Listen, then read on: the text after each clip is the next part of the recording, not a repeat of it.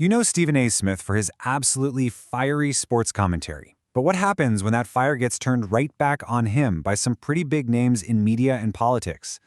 Well, you get an explosive, incredibly detailed rebuttal. And that's what we're going to break down today. His point-by-point defense against some of the heaviest accusations a public figure can face. And yeah, the stakes could not be higher. When Congresswoman Jasmine Crockett dropped this comment online, it went way beyond just simple criticism. This was a deeply, deeply charged accusation. And believe it or not, it's just one front in a much larger, very public war of words. So who exactly is in the ring here? Well, on one side, you've got Stephen A. Smith. And on the other side, three very prominent black figures: former MSNBC host Joy Reid, former CNN anchor Don Lemon, and of course, Representative Jasmine Crockett. We're talking a multi-front battle, and Smith decided, you know what, I'm going to address them all at once. All right, so here's how we're going to unpack all of this. First, we'll get into the accusations from his media peers, Joy Reid and Don Lemon.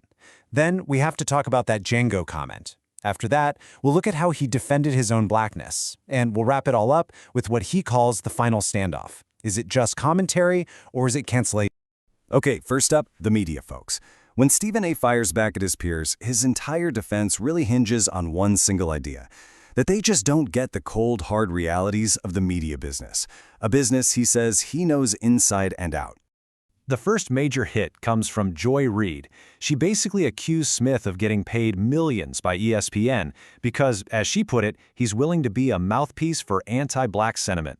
I mean, that is a powerful charge, suggesting he's just a pawn in some big corporate game. So how does Smith respond? Well, not with a fiery opinion, but with a cold, hard number. He points straight to reports that after Donald Trump was out of office, Joy Reid's show took a 47% nosedive in ratings, a key reason, he argues, why it was eventually canceled. And right there, that's the core of his defense. He's arguing that what he said about her show wasn't a personal attack at all, but just an analysis of how the industry works. He's saying, look, in the media business, numbers like that, they're just not sustainable, and it doesn't matter who you are. All right, now let's pivot to the second media figure, Don Lemon. His criticism is a little different. It's not so much about corporate agendas, it's about authenticity. He's basically accusing Smith of being out of touch with the black community, kind of like he's just performing for a white audience. And what's Smith's counter? He goes right back to the same playbook: data. He points to reports that CNN's primetime ratings fell by over 50% after Trump left office, a huge drop that happened right around the time before Lemon left the network. So here's the knockout punch he tries to land. He argues he was just doing his job as a journalist, reporting the numbers. He makes the case that if the tables were turned, Don Lemon, being a fact-based person, would have done the exact same thing. Just read the numbers from the report.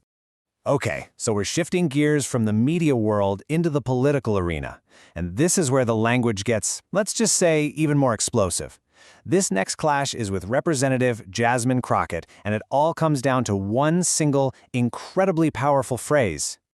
So, here's the story, at least according to Stephen A. It all started when he questioned Crockett's political strategy on his show. He says he was just trying to be constructive, even trying to encourage her to run for the Senate. Her response? That now infamous Django comment. And to really highlight how weird this all was for him, he tells this personal story about how, shortly after she posted that, he had a perfectly nice in-person chat with her mother.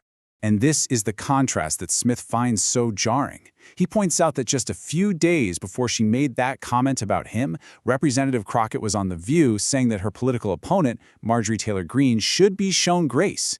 So Smith puts those two statements side by side and just questions the massive difference in her approach.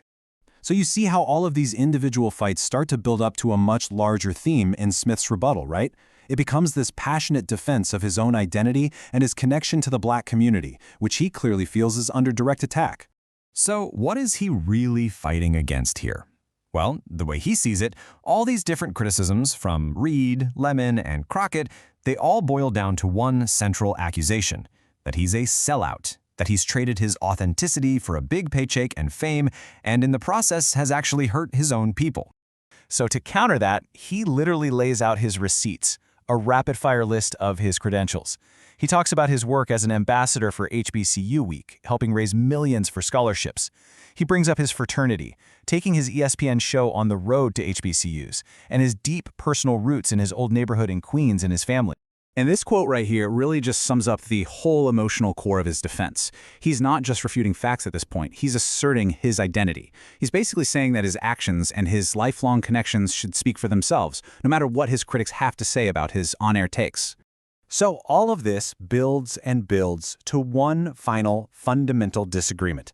Smith frames this entire saga not as just a series of personal insults, but as a battle over the very nature of public debate itself.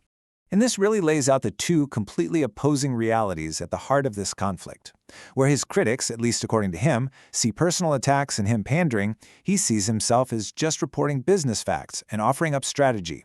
And where they see someone trying to silence dissent, he claims he's actually trying to stop them from getting canceled.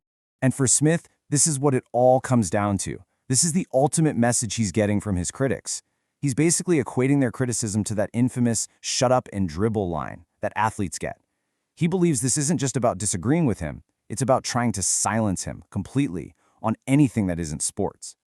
So this whole messy public feud leaves us with a huge question that goes way beyond just these personalities.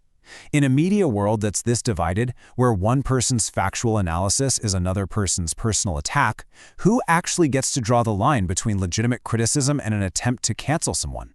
It's a question, honestly, with no easy answer.